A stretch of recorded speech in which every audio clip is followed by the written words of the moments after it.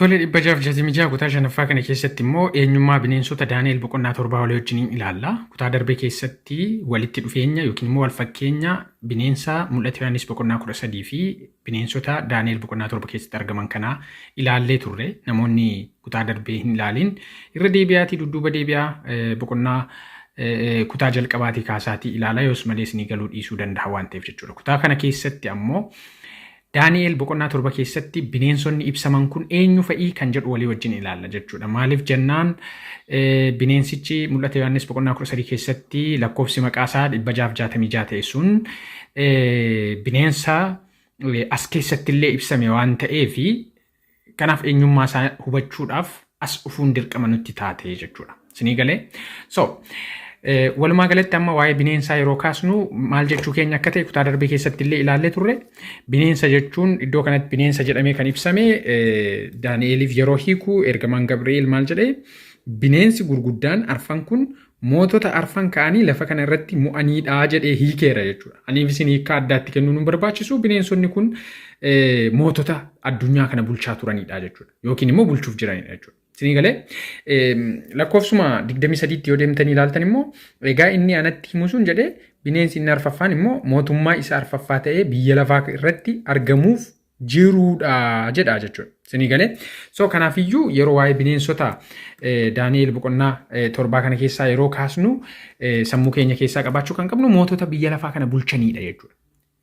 Indoom lakkoofsi 3 irratti maal jedha Daani'el abjuun inni arge bineensonni gurguddaan sanyii garaagaraa 4 galaana keessaa bahan jedha. Galaana immoo mul'ata Yohaannis boqonnaa 17 lakkoofsi 15 irratti galaana jechuun saba baay'ee, afaan baay'ee, nama baay'ee ta'uu isaa ilaalleerra. Bineensonni kun galaana keessaa bahan jechuun maal jechuudha jennee darbine kutaa darbe keessatti saba baay'ee keessaa kan bahanidha. Bulchiinsa saba hedduu irratti bu'uureffameedha. Kanadha kan inni agarsiisu jennee turre jechuudha. Walumaa gala bineensota 4tu jira as keessa garuu ammoo bineensota bebbeekamoo yookiin immoo iddoo kanatti ibsa bal'aa kan barbaadan bineensota 5tu jira. Inni shanaffaan gaanfa xiqqaa jedhamee ibsame kutaa 6ffaa keessatti ilaalla jechuudha. Kutaa kana keessatti garuu bineensota kana arfan diteelii eenyummaa isaanii ilaalla jechuudha. Lakkoofsa 4 irratti bineensi inni dura leenca fakkaataadha. Akka joobiraas koochoo qabaa jedha. Isa kana isin dubbisa. Bineensi inni jalqabaa maal fakkaata? Bineensi inni jalqabaa maal fakkaata? Tokko maal fakkaata? Leenca fakkaata jechuudha. Leenca fakkaata jechuudha. Maali leenci? Eenyu leenci? Dudduuba deebitanii Daani'el boqonnaa 2 yoo ilaaltan, Daani'el boqonnaa 2 fi Daani'el boqonnaa 7 paralaliidha. Yeroo kan biraa kana ilaaluu dandeenya. Daani'el boqonnaa 2 abjuu kana kan arge mootii Baabiloonii. Daani'el boqonnaa 7 abjuu kana kan arge immoo Daani'elidha. Ta'us lamman isaaniiyyuu waanuma tokkodha kan isaan kaasan jechuudha. Daani'el boqonnaa 2 lakkoofsa 38 fi 39 yoo dubbistan hiikkaasaa gaafa Daani'el mootiif hiiku mataan abjuu namicha abjuu mootichaa kan ta'e eenyudha jedhe mataan kana inni si'ii mataa keetii jedhe mootii Baabiloonidha jechuudha. Kanuma qofa osoo hin taane ammoo macaafni qulqulluun keenya Ermiyaas boqonnaa 4 lakkoofsa 7 irratti akkasuma immoo boqonnaa 50 lakkoofsa 17 irratti lakkoofsa 43 fi 44 irratti jechuudha. Kan inni nu ibsu leenci macaafa qulqulluu keessatti Baabiloonidha kan inni agarsiisu jechuudha. Baabiloon bara dhaloota Kiristoos dura bara 605 hanga 539tti kan bulche dhaloota Kiristoos dura jechuudha. Dhaloota Kiristoos dura jechuudha. Kan bulche yeroo ta'u koochoo qaba jechuun maal jechuudha? Koochoon akka macaafa qulqulluutti saffisaadha kan inni agarsiisu. Fakkeenyaaf keessa deebii boqonnaa 28 lakkoofsa 49 yoo ilaaltan kan inni koochoon kan inni agarsiisu koochoo qabaachuunsa saffisa inni ittiin addunyaa kana weerareedha jechuudha. Isinii galee saffisa guddaa inni ittiin weerare. Booddee irratti koochoon isaa kun isarraa buqqifame jedha macaafni qulqulluun. Kana jechuun xumurri isaa gaariin turre saffisni isaa hin dhaabate akkasuma immoo booddee mootummaa itti aanuun balleeffame jechuudha. Macaafni qulqulluun bineensi leencatti aanee dhufu kan inni jedhu lakkoofsaan kunoo bineensi inni lammaffaan immoo amaaketan fakkaata. Inni immoo gara fuula isaa duraan ol ka'ee lafee cinaacha 3 ilkaaniin qabee afaan isaatti ni baata ture jedha. Inni kun immoo bineensi kun immoo amaaketa fakkaata. Bineensi inni lammaffaan maal fakkaata? Bineensi lammaffaan amaaketa fakkaata.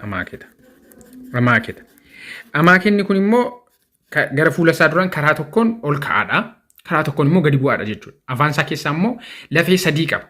So kanaafiyyuu amma kan nuti ilaaluu qabnu Baabiloon irraa mootiin fudhate walitti fufinsaanidha kan jedhu macaafni qulqulluun ta'eef Baabiloon irraa mootiin fudhate maalidha?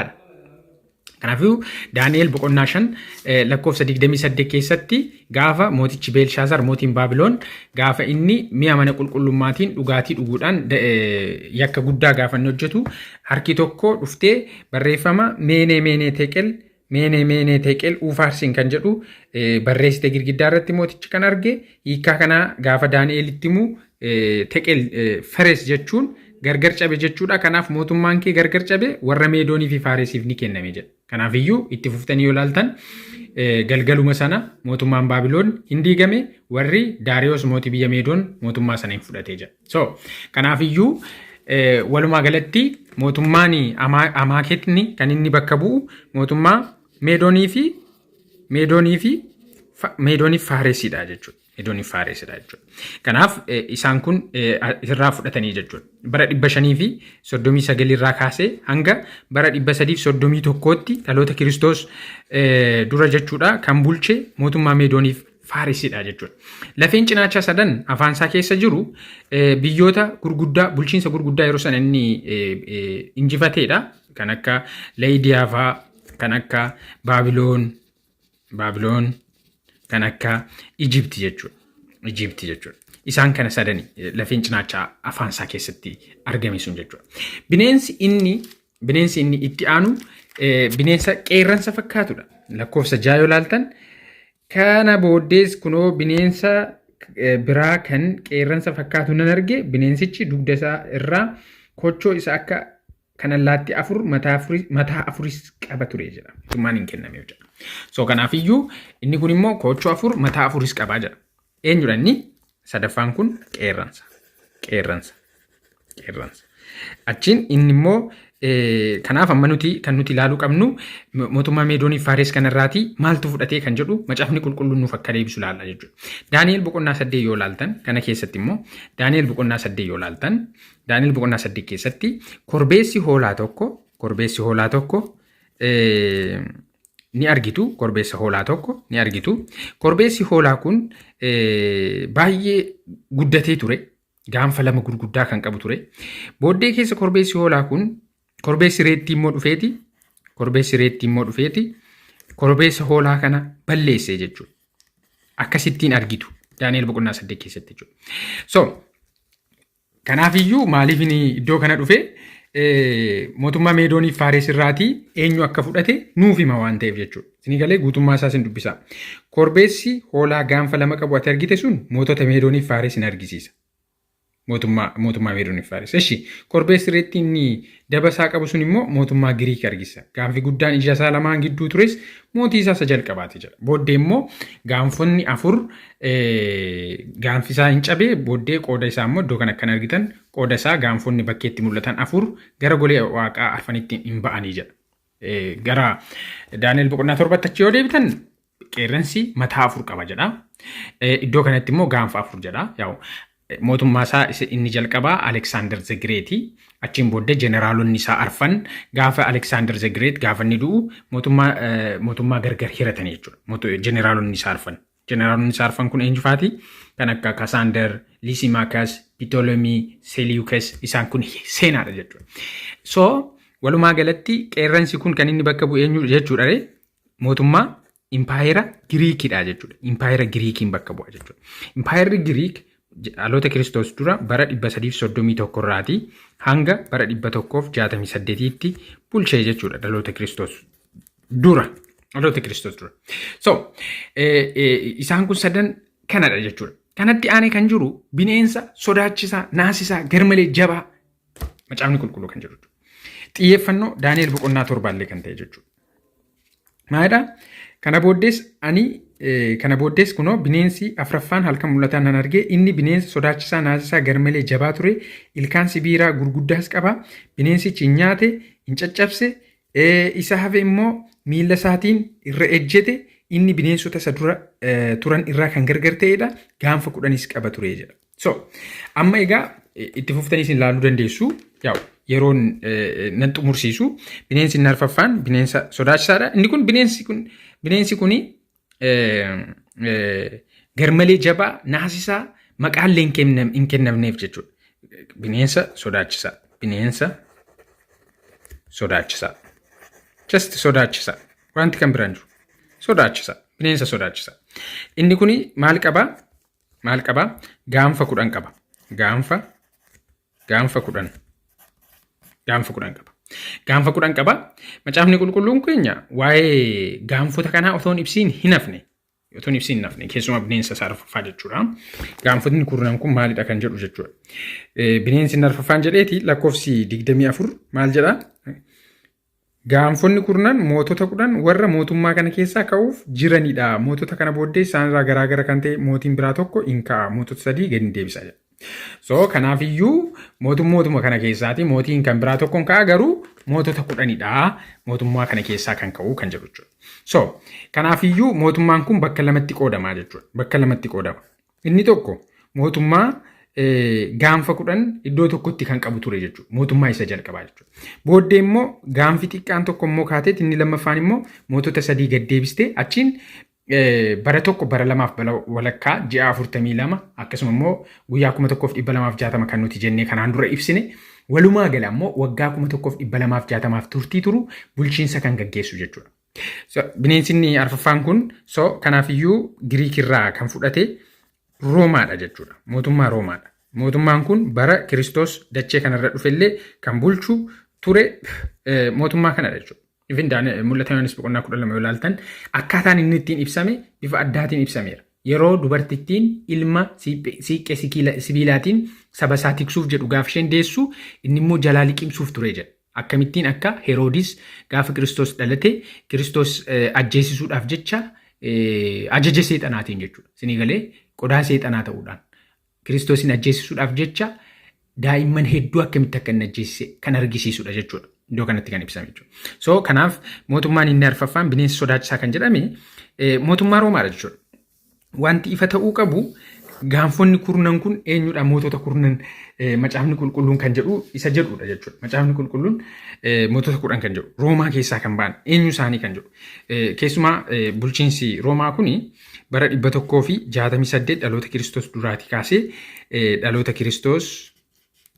duraatii kaasee hanga bara 476tti dhaloota Kiristoos booddee jechuudha.